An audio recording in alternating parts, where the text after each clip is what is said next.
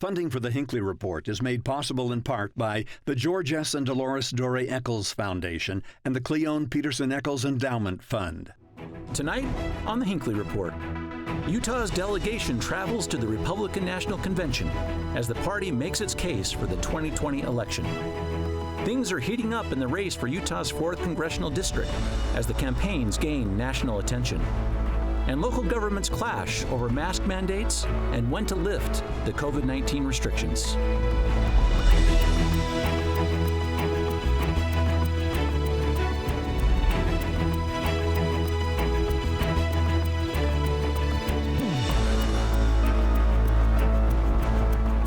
Good evening and welcome to the Hinckley Report. I'm Jason Perry, director of the Hinckley Institute of Politics.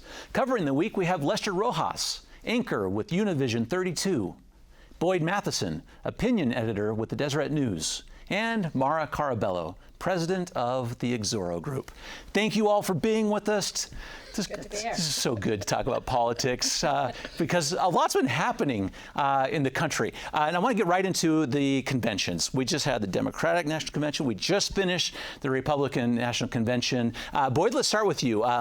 Key takeaways from the Republicans right now, because I want to compare the two in a moment. The Republican National Convention, key takeaways. So I think probably the biggest takeaway for the Republicans were they learned some from the Democrats. The Democrats did do a great job in terms of rolling that out. Really tough scenario. Giving speeches in rooms with no people in it. Yeah. A lot of the regular red meat applause lines just fall a little flat when you don't have an audience. Hard. So I think one of the good things that came out of it was it did force them to focus more on policy and principle as opposed to a lot of just the divisive things. What the country doesn't need right now is Republicans talking about Joe Biden's gaffe or the Democrats talking about the president's tweets.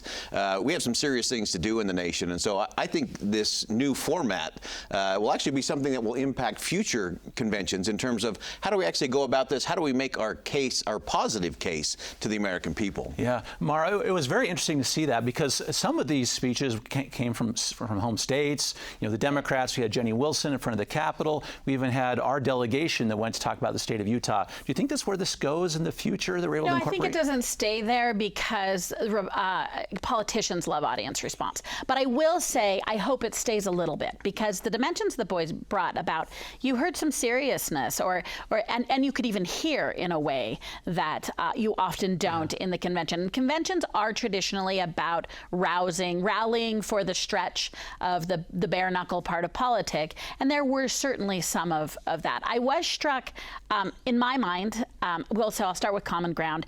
That was an amazing fireworks show. Oh my, I've never seen anything like it. An amazing fireworks show. Yeah. I was struck though that if one were to ask me what the theme for the Republican convention was, I think I would struggle a little. I think the theme was Joe Biden. And what is interesting, and I do think there was some maybe deeper criticism than just red meat, but what's interesting about that is that the incumbent president chose that Joe Biden was the theme, and that's not a traditional incumbent point of view, right? So I think there's a half a dozen and sixes. One could say that is troubling for the Trump camp, that they felt like they needed to fight it out, that in some ways maybe Biden had the advantage. I think on the other hand, anyone who's followed Trump's career would note that that's the position he likes to be in. He may have even intentionally, his advisors may have even intentionally put himself as the outsider again. But I did notice the theme, if I had to pick a theme, it was Biden. And I think part of that is the age-old question now, are you better off? We're not, but the question is, who do we blame for it, right? Because it's a complex issue of not being better off right now in America. And who will lead it forward, I think, is the other question that comes out of both conventions, is the American people know what everyone's against. And so I think the point of President Trump is a counterpuncher, so he clearly played to that. He gave a speech that was 70 minutes long, 40 references to Joe Biden, but that's kind of he feels like he has to be in a counterpuncher position. So that's kind of an interesting framing. But what I'm convinced what the American people want and what we're going to see between now and the first Tuesday of November is the American people want to know, okay, I get what you're against, but if you can't tell me what you're for, and I think that's where the Republicans did struggle. They did not have a clear message in terms of here's what we're for and here's where we're going and why. Interesting. Lester, let's take your view into these two. Compare and contrast the two with the themes, and maybe to what Boyd and Maura were just talking about too, the themes about what they're for, what we're going to see over the next couple of months? Hi, Jason. Sorry, it's a little bit of sound problems, but I got the sense of your question. So I guess I believe this was a good intention for Donald Trump.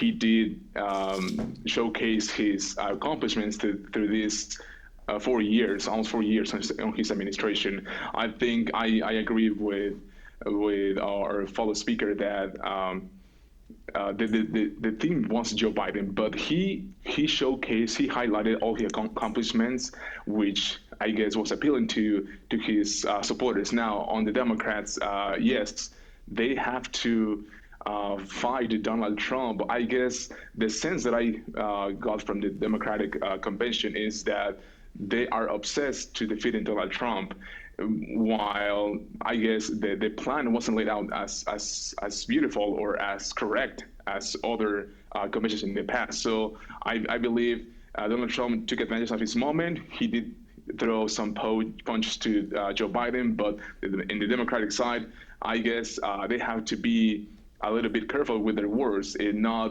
having Donald Trump as their enemy. Otherwise, they will lose, I guess, support. Mm-hmm. Let's talk about these speakers for a second, because it's just so interesting. I want first about the format, because you both talked about this. Lester did too. So it's hard. In the old days, you would have a convention and, wow, some rising star. I mean, that was just a great speech. They fed on the energy of the room and say, wow, that's the future of the Democratic Party or the Republican Party. Did that happen? Is it possible in this format? I think the winner, if you took both conventions and said who won from the speaker, take the partisan out of it, who was the best speech? I think it was Senator Kamala Harris. I think she owned her moment, she met her moment, and she delivered a speech that, even though it was to an empty room, she delivered it as if she was in your living room. I thought she did an extraordinary job. So I think she won in terms of kind of rising star, meeting the moment. To me, that was the best speech of the both conventions. Yeah, interestingly, I agree. And part of it, too, was the Democrats ended up perhaps having an advantage in that we were all interested in the format. Yeah. And I think the Republicans learned from it, but we had all been like, okay, now we have seen an online convention. Yeah. Mm-hmm. Well, we had a couple of Utah speakers. Let's talk about those for just a second. So Lester, Sean Reyes had a chance to speak just last night, too. How significant is it that we have Sean Reyes and we also had Burgess Owens? I want to talk about both of those, but how significant that we have two Utahns on that national stage? Well, this is something that we have seen over the past years, that Utah cannot be a flyover state anymore. Bringing on Sean Reyes to the stage, it means, Sean Reyes, we know Sean Reyes is known as the human trafficking prosecutor. He wants to defeat, to stop, to protect victims, and this is something that Donald Trump has facilitated his administration to help out, to bring a hand to Sean Reyes. Now, Burgess, he is someone that we know since the beginning that the 4th district is a toss-up. We saw with McAdams and Mia Love. So bringing Burgess to the convention is something that Donald Trump wants to highlight as a Utah. They need to take control back from Congress on the delegation, and this means a lot of support to back up Burgess onto this upcoming election. Mm-hmm. So I think, as I said at the beginning, Utah cannot be a flyover state anymore, and Donald Trump wants to bring this to attention, or national attention. Mm-hmm. So, Boyd, both these individuals, our Attorney General Sean Reyes and Burgess Owens, both have been very, very close to Donald Trump. President Trump, of course, endorsed Sean Reyes also. Let's talk about the Burgess Owens part right here. People were talking about how this has a little bit of a going back to Mia Love when she spoke in 2012 to the GOP convention. What's interesting is both of them from Utah. Both of them were not even elected officials. They were just candidates at the time when they did this. How significant is this in his speech? It's a really interesting moment. I was, of course, behind the scenes a little bit with the Mia Love speech in 2012, and so I got to see that from the backside, which was really interesting. And so it is a moment. Again, I think Mia's moment was a little more significant because, again, it was a live convention. It was one of those surprising moments. Nobody really knew what to expect. This one's a little harder. One of the things, going back to Maura's point, in terms of conventions will come back, and a lot of that is because of connections and fundraising. And I think where Mia benefited the most was was just this initial rush. Response to that speech and the fundraising they were able to do off of it was significant. I don't see Burgess-Owen getting that kind of bounce in terms of fundraising. For sure, in my mind, this was a nod from the RNC to some candidates they want to boost. I mean, there is strategy in this, certainly, and I do think it's sort of maybe not a nod to the importance of Utah, but rather the redness of Utah, the assurance of a Republican state. And Owens is an untested candidate, and Owens and McAdams are going to have both of their parties focus and support. And so it's a positioning for fundraising. It's a positioning that he has something to tout. There's a question in Utah, I think, still about whether touting your relationship to Donald Trump is good or bad. I think that's untested, and I think we're a little more complex in our relationship with Donald Trump, and I will say thank goodness. And I do think for Sean it was probably a reward of some respect, and thank goodness Utah is bringing that level of diversity and interest from the Republican Party in an area that the Republicans have traditionally struggled with. So this is not without some controversy coming right after this, right? So Burgess-Owen gets put in the crosshairs already, some locally, but nationally too. Talk about that, Boyd. Yeah, so obviously there's some criticism out there, his book and what was footnoted in his book. A lot of those things I think we have to be careful of. To Maura's point earlier, this is a big race. The 4th District is always going to be close in Utah. It just is the makeup of the district, and so there's always going to be a lot of outside attention. And we saw this with groups from the extreme right attacking Jim Matheson and then Doug Owen and forward, and then you see the same thing from the left, attacking Mia and then Burgess. And so I think one of the things we have to be careful of is when candidates start to immediately jump on to whatever, some outside group with a, deep pockets and a clear agenda start throwing things out. I think one of the things we have to do if we want Utah to continue to be a place where we can say, hey, we can have conversations about principles and policies, and we trust the people to make the right decisions. This is one of those where I think campaign finance reform is a good thing. It's so easy for a candidate, I don't care if they're left or right, it's so easy for them to say, well, hey, that's a super PAC. I can't do anything. I will they need say, to own it. Sourcing reigns supreme. My answer to everything in modern politics is, where's the source? What's the source? So completely agreed on that. But vetting a candidate who we know very little about, who did not get a big vetting in the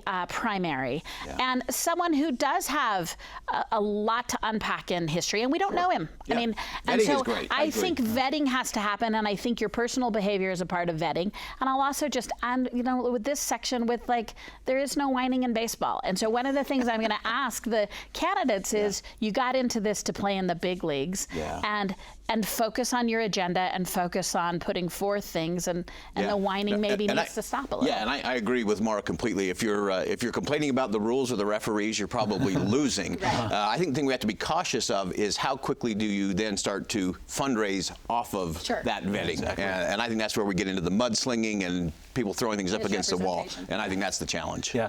Before we leave the convention, Lester, I'm curious what you're hearing. I know you're interviewing lots of folks throughout the state of Utah. How are these two conventions received by Utahns? Are they more engaged now? Did anyone watch besides the three of us?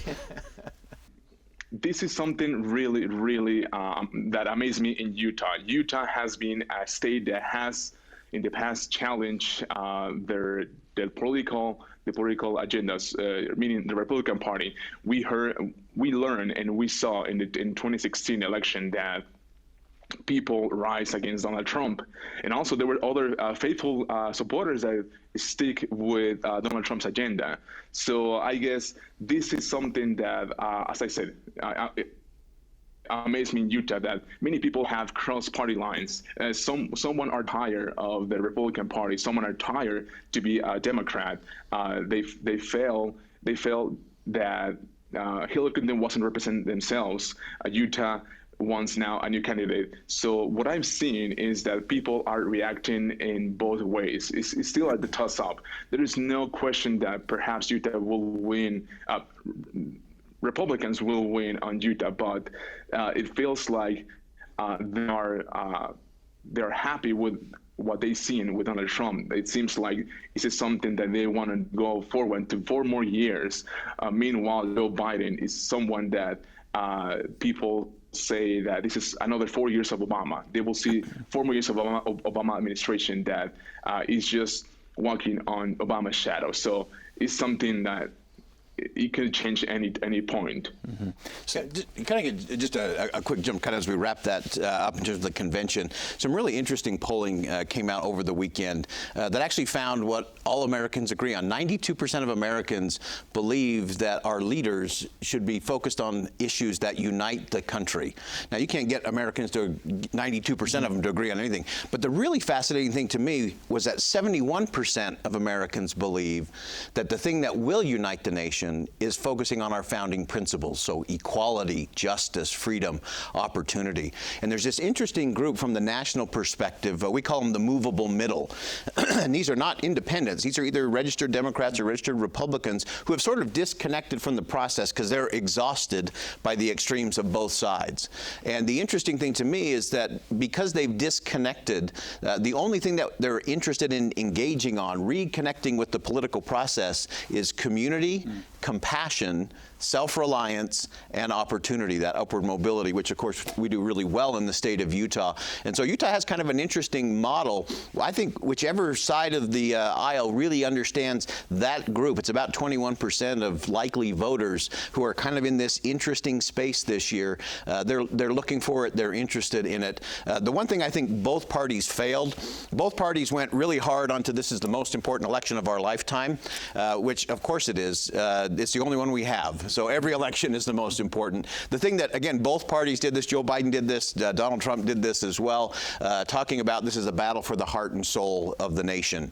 And I just reject that as a principle, because to accept that, you're saying that the heart and soul of America is found in the West Wing of the White House or in the halls of Congress. And it's not. The heart and soul of America is only found in the heart and soul of the American people. And whichever party talks to that is going to have the advantage come November. Just one more point that's probably not on your list, but we have, in my mind, 3 excellent representatives who are forging their own path, who are staying true to their convictions and yet making their own independent decisions. And it's Mitt Romney in my mind. It's John Curtis. John Curtis won the week for me with his statements about climate change, coming from a conservative, ideologically conservative position on climate change, was smart. He did what I want every elected official to do, which is have specificity and direction. And then I think Ben McAdams, who breaks from his party all the time. So I like that in the Utah format, it's interesting about whether Utahns are approving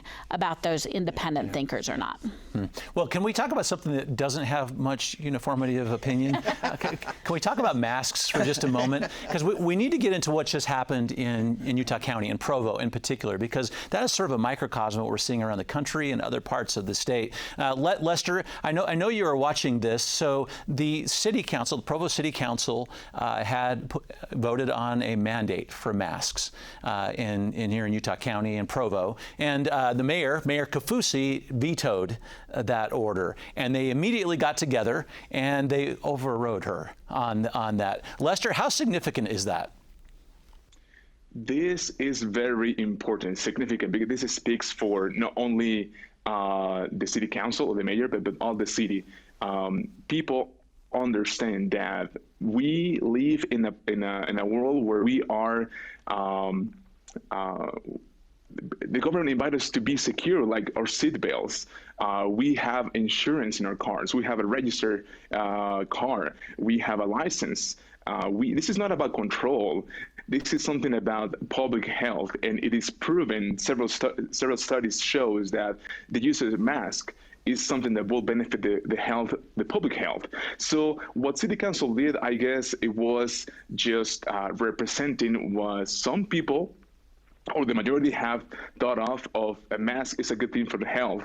I know there have been some parents and there have been some students that they oppose to wear the mask, but I guess City Council has spoken for the city and not only a decision for one person, the Mayor Kaufusi. It surprised me that Mayor Kaufusi didn't want to mandate that mask usage, but I guess this is something that we'll see. It will reflect in future decisions of public health, and people now can rely on city council that will take, I guess, the right decision. Okay, so boy, this is interesting because this little microcosm, as I was calling here, transcends political party. And this is a pretty conservative part of the state, Republican mayor and Mayor Kaufusi right here. And, you know, this was something that went along something beyond party lines. Yeah, and I think that's part of where we are in terms of the pandemic, is people are just trying to look at, okay, what actually will make a difference? How do we actually have that conversation? And I think the interesting thing for me is to just watch people's behavior begin to change. And we have seen that, even in Utah County, where they haven't had the mandate. Everywhere I've gone down there, people have been wearing their masks, and businesses are doing their thing. So I think that's an interesting part of it. I also think it's interesting, of course, because that affects a college campus. Yeah. And that's been a really interesting thing across the country as college students have started to go back. Christian Sagers wrote a beautiful piece on now we want our college students to behave like adults, and we've coddled them in so many ways, and then suddenly we're saying, well, no, now we need you to act like an adult and be an adult. If there's a horrible time to have a mass pandemic, it's in an election year. It's during a presidential election year, right? Because the politicians are getting this wrong. We have students saying, hey, listen, here's the healthcare advice, we should follow it. We have council, we have groups, we have citizens. Every poll you look at, regardless of the sample, says, yeah, we get it. The science is becoming more and more readily available and prevalent for us. And then you've got these politicians who are deciding to make these stands for freedom. And as well said at the start of this segment, this is not where you plant your freedom flag. So why then? So what, I mean, I know you're second guessing this. So why is that the case? So Mayor Kaufusi knew the city council was going to do this. They said, if you do this, we'll meet immediately. So we're using it as a rallying cry. We're using it as a symbol for things it does not symbolize. And we're using it in a political way, and it has no grounds and no business. And I struggle between analyzing it and wanting to ignore the politicians who want to take a health problem and turn it into a political problem. Let's talk about an issue which we are all talking about as a state and as a country that we just really need to dive into for just a moment. Some of these, some of the protests, the Black Lives Matter movement that we've been talking about, it's impacted us all in some way, which I'm glad we're talking about so much. But Utah has been part of this dialogue locally, particularly, Boyd. So we're seeing this with the Utah Jazz, certainly Donovan Mitchell taking a big role in this discussion. But we also saw this play out just yesterday with Real Salt Lake. Yeah, you know, to me, this is one of those where let's get to the crucial conversation. I think Maura nailed it in terms of let's not take a crucial conversation and just plant it as a political flag. That's the wrong thing. I think a lot of the players using their platform, their leverage to raise it, I think that's a great thing. Let's make sure we transcend that, though, and make sure we get down to the policy. I think one of the real challenges is an issue of trust. There's always been this little bit of distrust in terms of government, but now we need to make sure we've got transparency and accountability, and then trust is the natural byproduct of that. And so being willing to have those uncomfortable conversations and leaning into those, to me, is the critical point. George W. Bush at the NAACP convention years ago, he made a great point. He said, look, we cannot be judged about what we did or didn't do in the past. It's what we do today. And so let's have that conversation. There's obviously a host of things we could spend hours on in terms of what those crucial conversations look like. But I think for all of us, we have to get comfortable having the uncomfortable conversation, and the attention to me is a good thing. As I was watching the coverage with Real Salt Lake and Deloy Hansen and Donovan Mitchell and the other voices. Let me talk about what that was, though. Right. So as you know, well, I'll let you frame it up. Well, Real Salt Lake had a game planned, right, and the players decided not to play in that game in solidarity, joining what was happening in the NBA. And Deloy Hansen, the owner of the team, felt that it was a little bit of an affront to him that they decided to do this instead of. And the NHL and the NBA players have made similar situations. And I was listening to Deloy's comments that were coming from a very personal place, clearly, yeah, and lacked. And I was reminded of something. My daughter's school principal has a motto that he teaches all the children. He wants them to learn. And the question he asks them to incorporate are, at what cost, for what purpose? And I was listening to this discussion, and clearly Deloy, his calculus on at-risk clause was a little too personal. And I think the question there is, at what cost to society and for what purpose? And that's when I look at the Black Lives Matter movement and saying, what is our purpose and at what cost. And I think we've realized the cost is too high for racism. It always has been. And for me, it remains critical. It is an interesting question about who's laying voice to this. And should entertainers and sports figures lay voice? Well, I say, well, we've elevated them in our community and our society. And I also think that it indicates there's also a leadership vacuum at the elected level. Yeah. Lester, talk about these conversations. Are they happening? Are they hitting the mark? Are people carrying this forward? Certainly solidarity with these players, but we as a country and as a state as well. Thinking about this, I think back to what this 49ers quarterback did, kneeling during the national anthem. First, he was criticized because he kneeled during this national anthem. Then these events start happening, protests, and then I guess people realized that it was something that they should have supported since the beginning. Now that these athletes are doing this, brings a really huge message. I actually interviewed Lex Scott from Black Lives Matter Utah, and what she said is that it is amazing that conservative state like Utah and Republicans have spoken out in favor of this movement, in favor of a social change and criminal justice system and policing. And she said that this is a good thing that Utah has had this conversation. Now, going back to the athletes, they have a platform that they want to use. They know they can influence the community and send a clear message. So they're taking what Cole Kaepernick did with the 49ers now to this point, to the stage. We know LeBron James, we know Donovan Mitchell, we know the Russell Lake. Many have a powerful voice to send this clear message that they're tired. So I guess this is a good chance, a good movement, a good momentum for the people to raise their voice, and athletes have the right to do so. Yeah, well, we're going to have that be the last. Some say that they cannot do this during pandemic time. Yeah. Thank you, Lester. That's got to be the last word on this. This is a conversation so worth having, a conversation worth continuing. Thank you. And thank you for watching the Hinckley Report. This show is also available as a podcast on pbsutah.org/Hinckley Report or wherever you get your podcasts. Thank you for being with us. We'll see you next week.